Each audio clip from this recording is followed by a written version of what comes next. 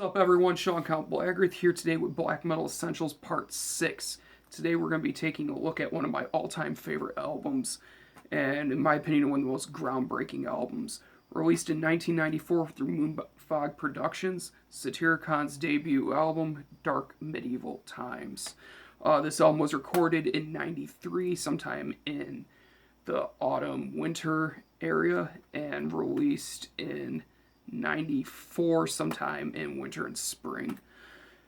This is an incredibly groundbreaking album in terms of black metal, and it doesn't get talked about nearly enough in my opinion. It's always overshadowed by De Mysteriis Dom Sathanas, the first four Burzum records, the unholy trinity of Darkthrone, and Excuse the fly that is going around my room. It came in through my air conditioner and it's driving me absolutely insane.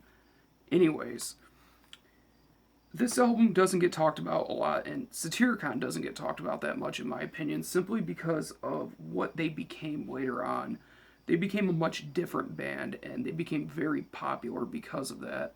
When they started, they were pretty much a straightforward, really raw black metal band, and then later on, they became kind of a black and roll band, so to speak, with much more straightforward drumming, very bare bones riffs, very rock and roll, headbangable, catchy, accessible, and it's kind of what made them become one of the biggest bands to come out of Norway, besides Dimmu Borgir. Satyricon have always been kind of lumped into this really weird category because of that, and it's a shame. Because even though I do like some of those records, I really like Volcano, Now Diabolical, and a few tracks off of Age of Nero I think are amazing. The last album was fucking garbage, but Dark Medieval Times, The Shadow Throne, and Nemesis Divinia are absolute classics, and Dark Medieval Times is my favorite of all of them. And this is such a groundbreaking record because this is the first black metal record to be truly medieval sounding in terms of there's flute, there's acoustic guitar, and the only other black metal record that I could think of that was full on black metal that had acoustic parts at that time was the debut from Enslaved, but even then it wasn't utilized the same way that it was on Dark Medieval Times. Dark Medieval Times really had a focus on atmosphere, while a lot of bands were trying to create a very straightforward Blizzard-like atmosphere. Satyricon was trying to convey the same thing, but they wanted it to sound more medieval, and they accomplished that greatly. This album is full of absolutely incredible riffs with this really ice-cold guitar tone that, in my opinion, I think is one of the best tones in all of black metal, is the one on this record. One of my favorite things about some of the riffs is just how utterly catchy they are. Like on Dark Medieval Times, the title track, unbelievably catchy. Walk the Path of Sorrow, that opening riff is so awesome with the keyboards behind it and that absolutely awesome sampled intro. The orchestra, very, very, very cool shit. And the way it opens, it just sounds cold and like you are stepping into this album cover, and I absolutely love it. In my opinion, too, what made it so groundbreaking with the flutes and whatnot is it wasn't done for like a cheesy pagan sort of thing, like a lot of folk metal and folk black metal bands kind of later bastardized. They did it on Dark Medieval Times in a way so it just felt truly medieval, and that's what makes this album so great, is the atmosphere of it is second to none. In terms of the folkiness, I mean, some could argue about the Viking era Bathory records, but they're not black metal by any means, whereas this is a pure black metal album with that, and it's absolutely genius. I mean, track 4, I can't say the Norwegian title of it, but it translates to My Tribute to the Winterland, is unbelievably beautiful with its acoustic guitar, the howling winds behind it, the flute, everything about it is just fucking gorgeous. The keyboard usage on here is definitely prevalent, but in my opinion, it's executed extremely well. One of the beautiful things about the keyboards is it's just another layer of atmosphere, and without the keyboards, I don't feel like this album would work nearly as well.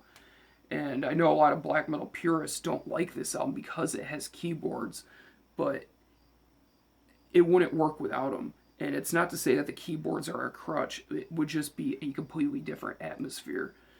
One thing that people kind of understate about this album is the bass, because it's a very treble heavy record. There's not really much bass, but the bass guitar itself has some very cool moments, like on the song Dark Medieval Times, and how it kind of syncs up with the guitar riff and the drum beat to really kind of add just a little bit more push into the mix and just really add that much more to the song. And it's definitely a very subtle sound. It wouldn't be the same without it, though, and that's what makes it so great. The drum work on this, the drums, let me start off by saying this, the drums sound huge, especially the toms. All the rolls sound fucking big, just like on De Mysteriis Domus Sathanas. They have that similar, like, almost sounds like bombs going off, which I really like, especially how they're mixed in with, like, a lot of echo on them. It truly just makes the mix sound that much better and the atmosphere that much more dense. But the beautiful thing about the drum work on this is it's so varied.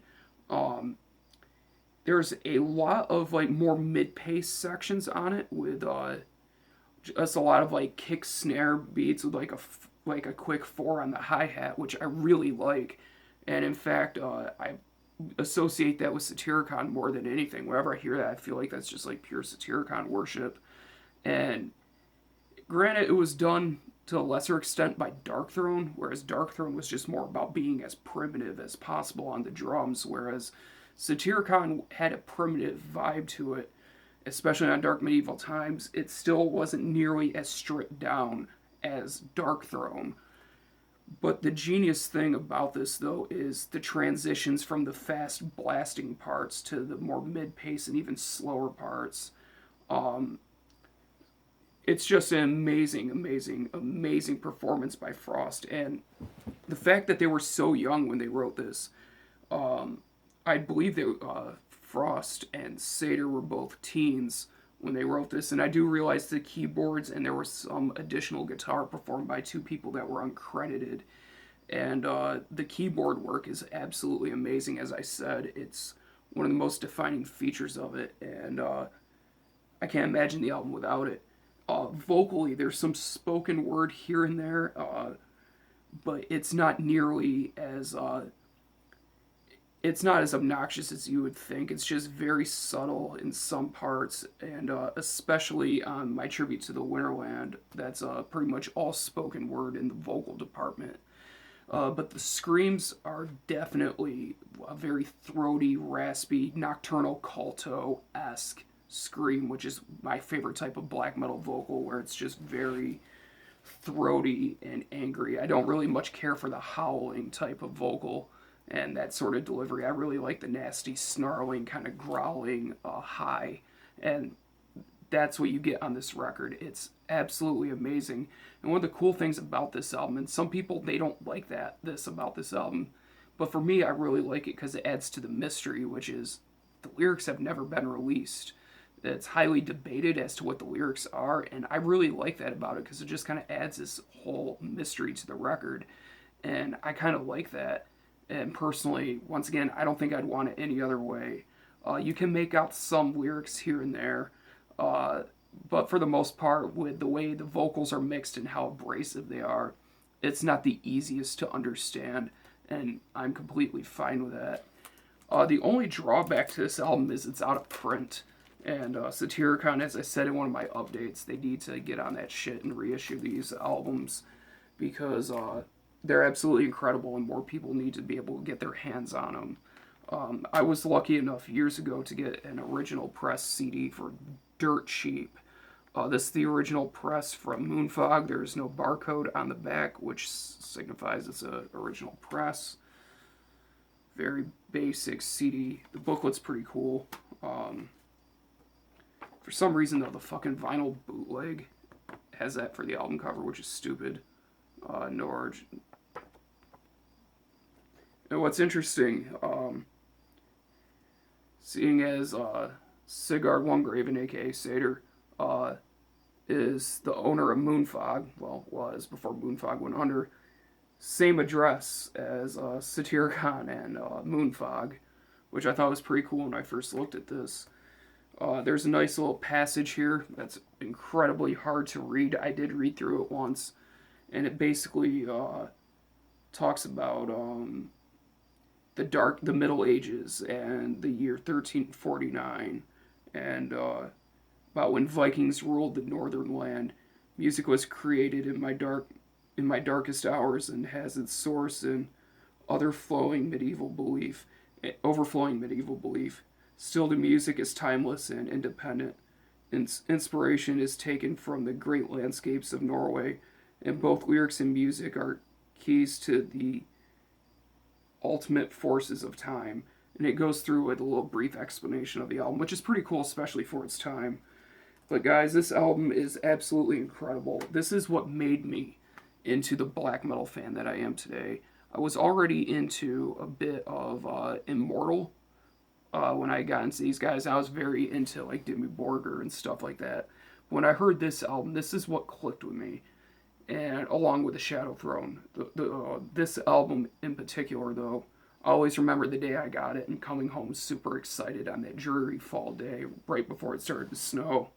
Coming home from school about 10 years ago, and getting this in the mail and just being so happy about it, and the memories associated with it, and just the fact that the music is raw but still accessible.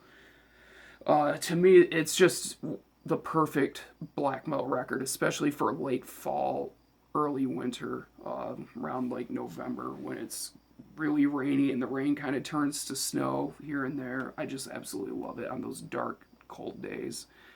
Absolute masterpiece in every sense of the word. If you can get your hands on this, fucking do it. I cannot encourage this album enough, and I strongly recommend you give this album a chance if you've already dismissed Satyricon based on their later material, because believe me, you will not be disappointed in this album. This album truly is a 10 out of 10, and I highly, highly recommend it to each and every one of you to check this out, and if you can, pick it up. And hopefully, one day,